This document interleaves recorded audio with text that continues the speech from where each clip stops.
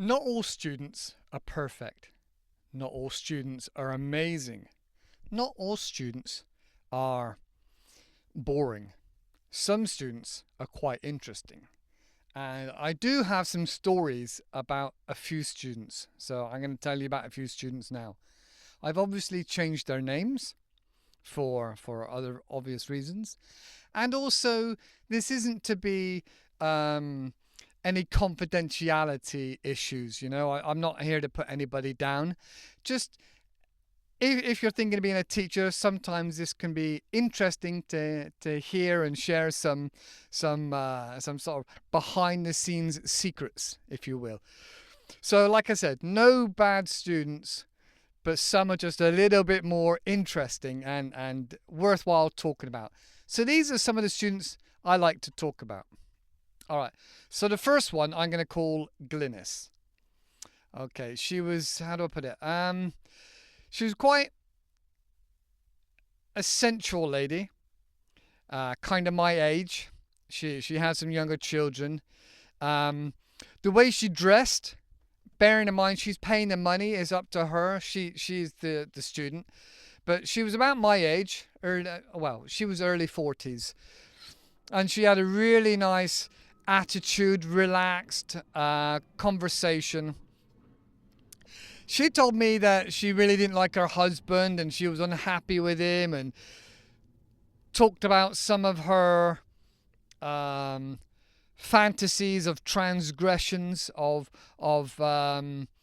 would she ever be with somebody else in the future, and some of the detail and some of the, how do I put this, like the look on her face and what she was wearing really come across as this was getting a little bit edgy, a little bit too, not inappropriate, but on that line. And bearing in mind I was married at the time, so obviously this was never going to go anywhere, and this woman was in another country with a family and everything else. But I think that made her feel safe to be able to be risque and saucy with me, because we built up a relationship. We were quite friendly and open, and she was a bit more open than I was expecting. So don't get me wrong, she wasn't vulgar or rude or sexually inappropriate, but it was definitely getting close to that point. Um, and we were working together for quite a long time, quite a few months. I would say probably close to a year. So we built up a really good relationship. And she would tell me all about her family, about her day, about what's happening. And I felt like a therapist. I was giving her like man advice. And then we'd get back to the lesson, and then we'd talk about her priorities and her goals, and sometimes it would go back down to talking about her husband and about her family and some of the ups and downs that she was going through with her family. So that was like a real strong friendship, but probably more than just a teacher. And sometimes I wasn't sure if I felt safe where that line was. So although I didn't say or do anything bad or rude, I obviously shared some of this with my wife at the time, who wasn't best pleased with my account of the way the class went. But then that's subjective. Maybe it was just my interpretation of it. Maybe I was a little bit, I don't know, a little bit inappropriate. I don't think so, but there we go. Now, the reason I say this and explain it to you candidly and openly is because as a teacher, you're always open to the risk of somebody taking offense, somebody putting in an allegation against you, or giving you a really bad review. And so that's a difficult line to bear in mind, into that sort of tightrope, if you will, to be friendly, open, and get the best out of a student. We're not robots. So you get the best out of a student and connect with them as best as you can. because ultimately they're paying your bills as well. So you're going to be a little bit of give and take, and a bit more relaxed with the rules when they're paying you.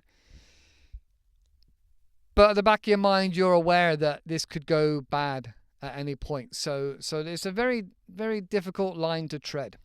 Okay, so that was Glynis. Well, that's what we're going to call her. Okay, another student. This one I'm going to call him Mark. Now, he really hated his country and the government. And he must have been using a VPN to be able to access the platform I was on. Obviously, it was a big, well-known platform. He'd also talk a lot about Hollywood and films and games and stuff. And I think he kind of grew up feeling that he's almost American, because he felt like he wanted and demanded that kind of autonomy to be free, that freedom. So yeah, he talked a lot about the USA, and he talked about the differences with his country. He put his country down a lot. Now, obviously, I know I have to be very careful here, because some people get offended quite quickly. And so, obviously, I take the middle ground and say, okay, that's interesting. And I don't give my opinion. It's very, very rare that I would give my opinion for the reasons I mentioned above. Also, I thought was interesting that despite him being in the country, he was quite racist towards different classes and different what's the word? Ethnicity. Did I pronounce that right? Ethnicity. From people from different cultures and different backgrounds and different skin colors, actually. So I thought that was quite ironic, really, for this young lad. He was a young lad. I think he was like 19. I think he was sort of going to university, that sort of level. And obviously, you have whispers from your parents feeding you for many, many years.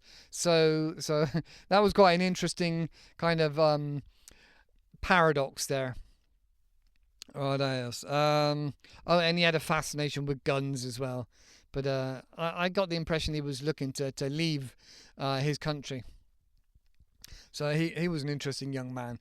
So to be able to understand learning a language and being stuck in that regime was very, very interesting as a Westerner for me to hear his version of events. All right, so that was Mark. Moving on now. Who we got now? Oh, Lucy. Okay. So Lucy was quite openly and happy to say that she was a lesbian. And we talked a lot about films with lesbian tendencies in them, and a lot about Dracula, actually. Not Bram Stoker's, but some of the original books, some of the original films. And she explained that's where she believed it was originated from, from fantasy and all that kind of tension, that sexual tension. She was also very well educated. For also, again, another young person, I think she was early 20s, so she wasn't in full-time education, but she was quite well read, and she was very relaxed and open, with an older guy, and must have felt safe. But yeah, she talked a lot about Orange is the New Black, about Parliament and governments. I think she was from Europe as well. I can't remember exactly what country she was, but I'm pretty sure it was Europe.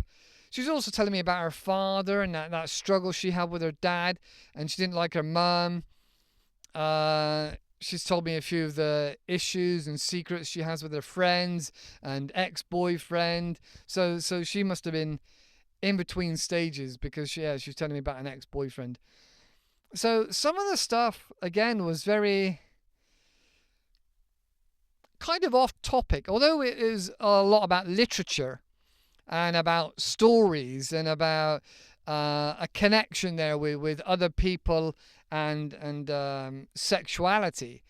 It was a very difficult place for me to be, a little bit uncomfortable, to be honest, because obviously I don't want to get a bad review. I don't want to get told I'm being inappropriate or rude. That's why I let the student dictate the pace and the content of the conversation. So this person wasn't actively seeking towards IELTS or towards another qualification, only conversation. And so I allow them to go where the conversation takes them, because they're paying at the end of the day. So yes, that was also a very interesting, deep conversation about, and we have many conversations, and about her future and where she's going and what she's doing and her friends and her father, and some of that was, again, like I said, a little bit risque. But again, although she was very well educated, she wasn't very worldly wide, because obviously she was quite young, in her early 20s. And I think that's why she enjoyed conversation with me. So that was a very interesting conversations, and very different to your average student. She felt very comfortable being open. Obviously, we didn't get into any of the nuts and bolts and the physical side of things, but just from mostly linguistical side of things, and how some words and ideologies in her language didn't always translate well over to English, or the fact she enjoyed more reading English because it was more in depth and more, I don't know, colourful, let's say, to be able to discuss things in English. And unfortunately, I didn't read everything that she'd read. But still, a very, very interesting young woman. They're quite refreshing as well, because it took me outside of my comfort zone and it challenged my thinking. So that was quite good as a teacher, to be able to tactfully steer the conversation into a direction where she's learning and I'm learning, but it's also about English and it's tasteful. Talking of, I'm looking over here at a book. I've got a book here by what's he called now? The Descent of Man by Grayson Perry. Now, Grayson Perry is a well-known English artist, and he's a transvestite. And he talks about how most architects are men, and how many toilet stalls there are for men and how many there are for women, despite the imbalance there. And that was a difficult book in regards to my comfort zones to be able to get all the way through. The Descent of Man, Grayson Perry. Quite interesting. All right, so it's good to come out of your comfort zone. That's what we've established. And it's good to be able to try and steer diplomatically a conversation and a lesson in the direction of progress. All right, moving on from Lucy, then we have Johnny Boy, John Wayne, I'm going to call him, John Wayne. Now this lad, I don't normally teach students online that are under 18 for obvious reasons. Lots of my material is more based on adults and life and things like that. So I don't really want to, what's the word I'm looking at? Alter what I already have and my preferred conversation styles to suit minors, to suit young people. But anyway, this, for some reason, I ended up being with this young lad. I think I gotta say he was like 14 years old. And this is something I didn't realize as well, is that a lot of students have many hours purchased for them. So his dad bought lots and lots of hours. And I also worked with another guy that was in a company in Europe, and his company paid for lots and lots of hours. And he didn't even care. He just come into the lesson late, eat his breakfast, and didn't make much effort. He was just getting through the numbers that his company provided. Anyway, right, getting back to Johnny. So Johnny was a young lad. It was like a typical American boy, really. Just lots of energy, lots of passion, lots of different topics. Again, interested in Hollywood and guns, and moaning about his father. His father was obviously fairly wealthy, because he was in lessons with me during school holiday times, so out of term time. And like I said, he would also push the boundaries, not just with his language, and I mean like profanities, his swearing and things like that, but also trying to get me to go onto Skype and other platforms, which I refused to do because on the teaching platform I worked with, they were able to trace and track every lesson and see that the student came into the lesson and I turned up. And so I know I would get paid. So he continuously professed that he had difficulty with the video conferencing on that platform, and was always suggesting go on Skype or Google or something like that. And so, but he was always pushing the boundaries. But he was also a lot of fun. He was very energetic and jumping from topic to topic and trying to. So, clever lad, very clever lad. Didn't want to go on about any grammar. Didn't want to talk really about education or learning about English. He just wanted to talk about films and video games and other American stuff and swearing. Oh, this lad, he kept me on my toes. I'll say that. He kept me on my toes. Oh, quite a character, John Wayne. I kind of miss him in a way. He was funny. Oh yeah, and he was always in his pajamas as well. All right, okay.